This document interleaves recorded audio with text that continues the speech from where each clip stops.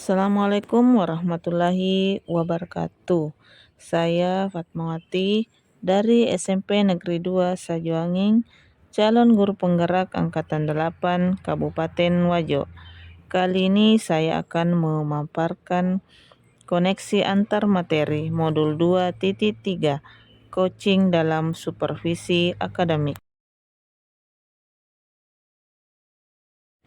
Dalam modul 2.3 ini, kita telah menjelajahi konsep supervisi akademik yang memiliki tujuan utama untuk mengembangkan kompetensi individu dalam tubuh staf pengajar di sekolah.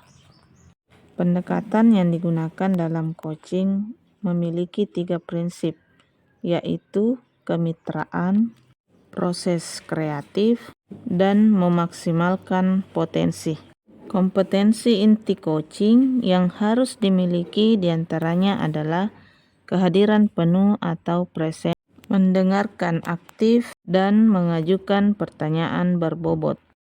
Percakapan berbasis coaching menggunakan alur tirta, yaitu tujuan, identifikasi, rencana aksi, dan tanggung jawab. Terdapat 3 tahapan dalam supervisi akademik, yaitu pra-observasi atau perencanaan, observasi atau pelaksanaan, dan pasca observasi atau tindak lanjut.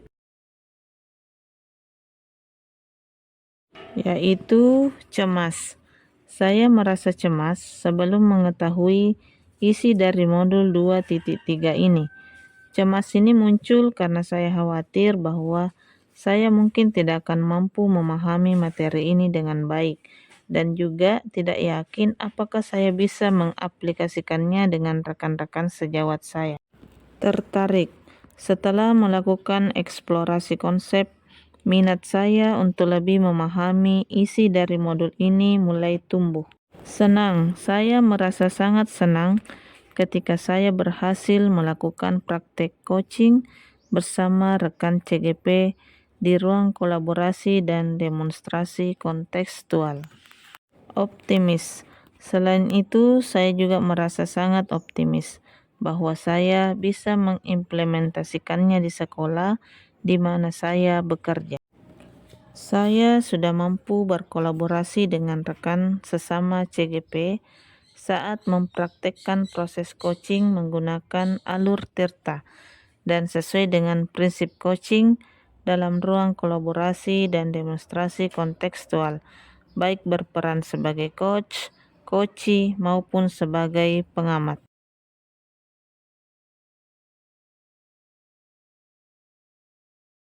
Yang perlu diperbaiki adalah kemampuan dalam mengajukan pertanyaan berbobot agar dapat menggali informasi permasalahan pada diri coachee sehingga dapat menemukan solusi atas permasalahan yang dihadapi.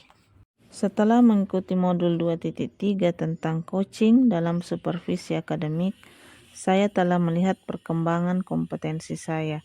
Hal ini tercermin dari kemampuan saya dalam menerapkan proses coaching dengan menggunakan alur tirta, baik sebagai coach, coachee, maupun pengamat.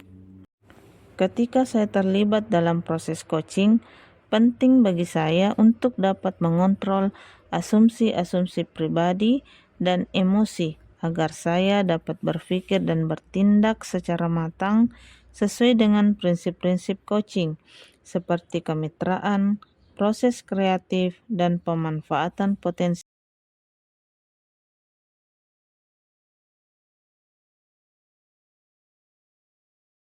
Prinsip coaching dapat diterapkan dengan kondisi bahwa kepala sekolah memiliki pemahaman mengenai coaching dalam konteks supervisi akademik dan bersedia menerapkannya.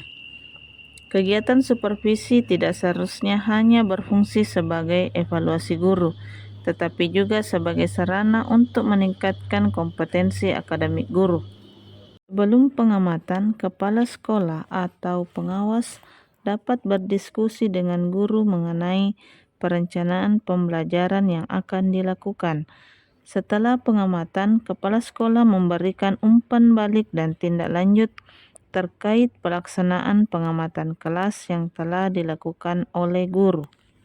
Coaching dalam supervisi akademik memiliki dampak positif terhadap perkembangan pemimpin pembelajaran yang berfokus pada kepentingan murid.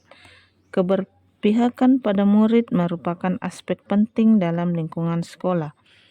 Untuk mewujudkan pendekatan pembelajaran yang berfokus pada murid ini, guru perlu memiliki kemampuan sebagai pemimpin pembelajaran.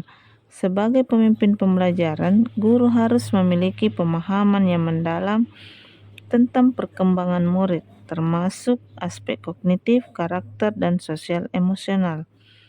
Oleh karena itu, tujuan dari coaching dalam supervisi akademik adalah untuk mengembangkan kompetensi guru sehingga kinerja mereka meningkat dan pendekatan pembelajaran yang berfokus pada murid dapat tercapai dengan lebih baik.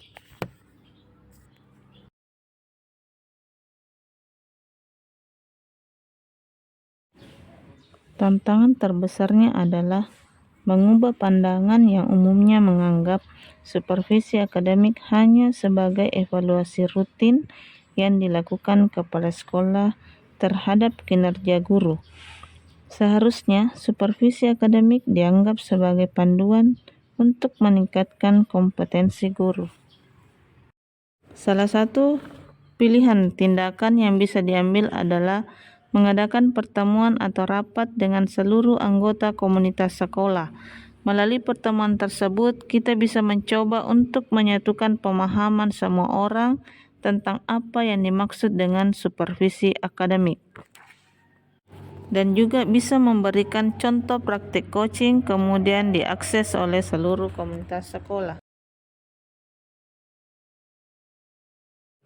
Tiap guru pasti mengalami proses supervisi oleh kepala sekolah dan pengawas sekolah.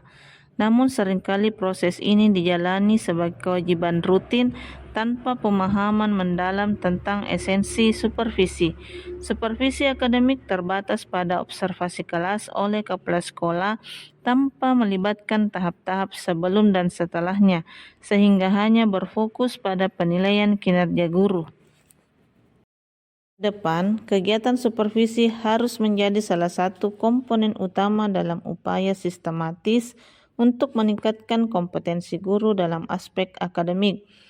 Prinsip-prinsip coaching seperti kemitraan, proses kreatif, peningkatan potensi harus diterapkan secara efektif dalam setiap tahap supervisi. Dengan demikian, supervisi tidak hanya menjadi penilaian rutin, tetapi juga menjadi sarana pengembangan berkelanjutan yang memungkinkan guru untuk mencapai potensi akademik mereka yang sebenarnya.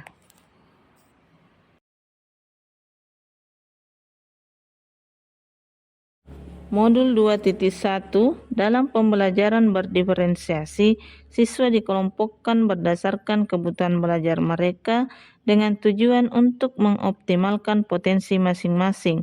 Hal serupa juga berlaku dalam praktek coaching, di mana potensi coachee harus dioptimalkan sehingga mereka dapat mengidentifikasi solusi mereka sendiri untuk mengatasi tantangan yang mereka hadapi. Modul 2.2 dalam pembelajaran sosial emosional terdapat teknik berupa stop dan mindfulness yang digunakan untuk menciptakan lingkungan yang lebih kondusif. Ketika melakukan coaching, seorang coach juga perlu menerapkan teknik ini agar dapat menjaga fokus dan hadir sepenuhnya saat melakukan proses coaching.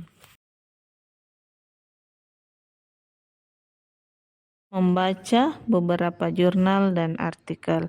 Salah satunya adalah berjudul Penerapan Coaching untuk Meningkatkan Kompetensi Kepala Sekolah dalam Supervisi Akademik.